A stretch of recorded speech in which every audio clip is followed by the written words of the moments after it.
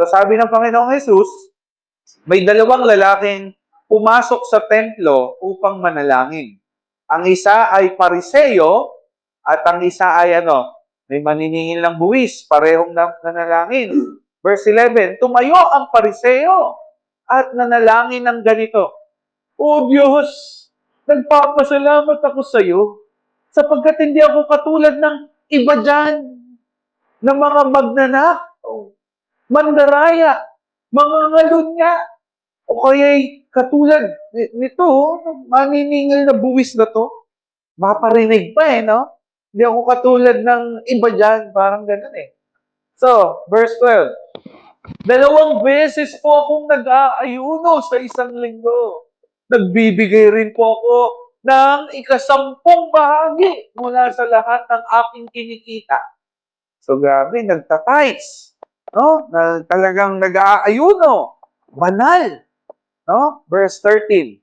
Samantala, ang maniningil ng buwis na may nakatayo sa malayo.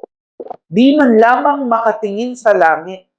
Dinadagukan niya ang kanyang dibdib at sinasabi, O Diyos, mahabag po kayo sa akin na isang makasalanan. So yung una, self-righteous. Yung isa, inaamin niya na siya'y makasalanan. Verse 14. Sinasabi ko sa inyo, ang lalaking ito'y umuwing matuwid sa harapan ng Diyos at hindi ang Pariseo. Sapagkat ang sino mang at ang nagpapakababa ay itataas. So meaning, galit ang Diyos sa mayabang. Galit ang Diyos sa mataas ang tingin sa sarili. Ang nagpapakataas, binabagsak. At ang nagpapakumbaba ay itinataas. Kaya mga kapatid, hindi natin pwede sabihin na, O Lord, nagsimba ako ngayon, Di ba? O Lord, baka naman. Di ba? Kapatid, hindi tayo pwedeng magbilang ng ginagawa natin sa Diyos. Hindi natin pwede sabihin na kumpleto ang tithes ko.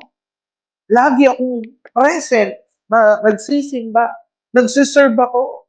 Kapatid, hinahanap pa rin sa atin ng Diyos, pusong mapagkumbaba. Hello? Pusong mapagkumbaba. And this is our prayer.